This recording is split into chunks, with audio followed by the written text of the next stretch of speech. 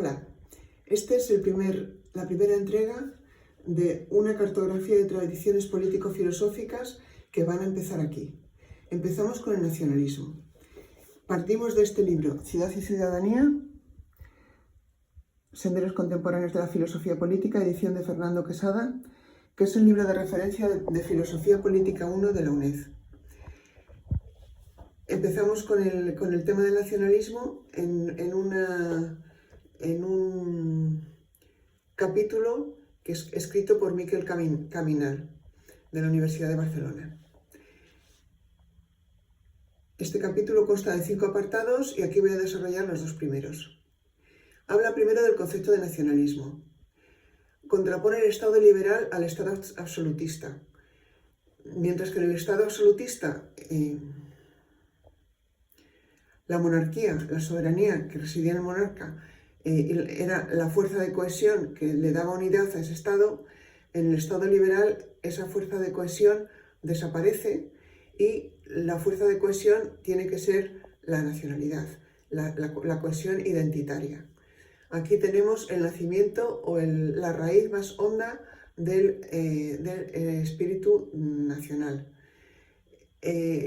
A la vez se dan otros coadyuvantes como son el que el sufragio no sea censitario sino que sea universal, es decir, ya no son unos poquitos los que deciden el poder, sino que somos todos y se construye un nosotros nacional, que hay un reconocimiento mutuo entre gobernantes y gobernados, porque los gobernados son elegidos, no como en el Estado anterior, y que aparecen la libertad y la igualdad dentro del Estado como aspectos básicos y que dan ese sentimiento de fortalecimiento identitario en general. Una vez establecida la naturaleza del Estado liberal frente al Estado absolutista, menciona el autor el principio general del nacionalismo. A cada Estado una nación, a cada nación un Estado. Pero a la vez delimita el que esa relación Estado-nación no sea una relación unívoca y necesaria, sino que es una relación contingente. Porque hay estados que no se constituyen como naciones, sino que albergan dentro de sí muchas nacionalidades diferentes y naciones y estados que no se constituyen. La relación entre Estado y nación es contingente general. Estados que no se constituyen como naciones y naciones que no son Estado. Por ejemplo, las naciones que no tienen Estado, que no tienen territorio propio, o las naciones que están luchando por la emancipación nacional de sus territorios. Delimita el concepto de nacionalismo del nacionalismo banal, el concepto que toma de Michael Billig.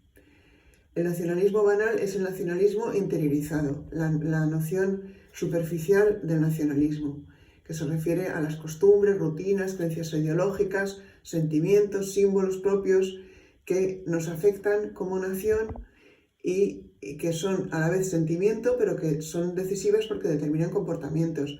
Los comportamientos a veces irrumpen con mucha fuerza y se pueden hasta incluso ser utilizados para la legitimación de intereses o de actuaciones nacionales, o por ejemplo para la guerra.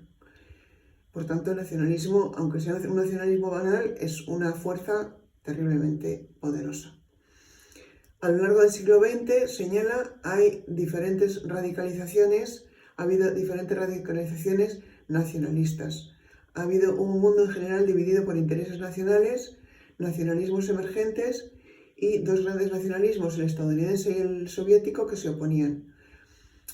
Además, ha habido una serie de olas de constitución de nuevos estados nacionales independientes que tuvieron lugar en 1918, en el 45 y en 1989. Sus ideologías estaban alineadas a identidades nacionales previas. En general, en todos estos movimientos nacionalistas del siglo XX se demuestra el potencial manipulador y destructivo del nacionalismo. Otra clasificación que se podría utilizar para hablar de nacionalismo es la que opone el nacionalismo estatal al nacionalismo de oposición. Los grandes nacionalismos, como el norteamericano, alemán, japonés, ruso, a los que son de menor, digamos, regambre o que determinan menos el orden internacional. El nacionalismo imaginario, que es el que mencionábamos antes,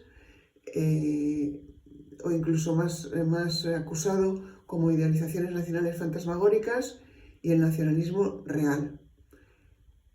El nacionalismo real, subraya el autor muchas veces a lo largo del artículo, es en realidad la pluralidad de una nación real. Y por último, también se distingue el mononacionalismo y el plurinacionalismo del Estado. El mononacionalismo es el que se quiere imponer a toda costa y por encima de todos, y el plurinacionalismo del Estado es, como decíamos, la pluralidad de la nación real y está organizado bajo los principios de democracia pluralista y federal. Habla del concepto de nación, esta ha sido una introducción, y habla del concepto de nación a continuación. Para definir la nación menciona a varios autores. Menciona a John Stuart Mill en 1861, la define como un grupo con origen, lengua y religión común que quieren vivir bajo el mismo gobierno y que dicho gobierno sea ejercido por ellos mismos.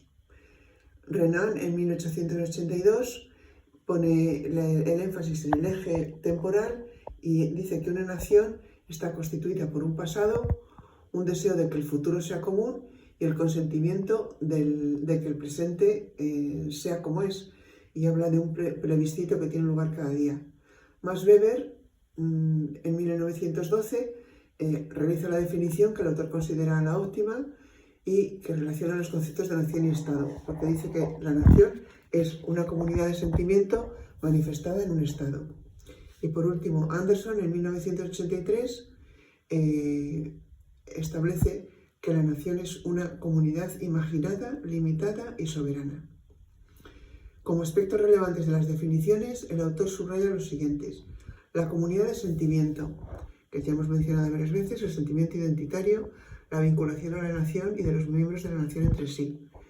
La comunidad de historia y cultura, porque la nación es una comunidad de carácter cultural en cuanto a su especificidad propia y de lengua particular. Esa comunidad implica que se pide uniformidad y entonces esto se hace fundamentalmente a través de la educación. En tercer lugar, la nación es una comunidad, la nacionalidad es una comunidad política que implica la voluntad de vivir juntos bajo el mismo gobierno, y por último es una comunidad que se realiza y autodetermina mediante el Estado, como decía Max Weber. Por último, en este apartado el autor distingue entre nación cultural, nación política, nación jurídica o Estado propio. La nación cultural es la relacionada o la que hace referencia a la comunidad de sentimiento. La nación política es la nación jurídica, la nación en la que tiene lugar un gobierno propio. Tanto la nación cultural como la nación política tienen que ser congruentes para que no haya conflictos. La nación jurídica llega a ser cuando hay una comunidad de sentimiento, y si no, no se legitima el Estado.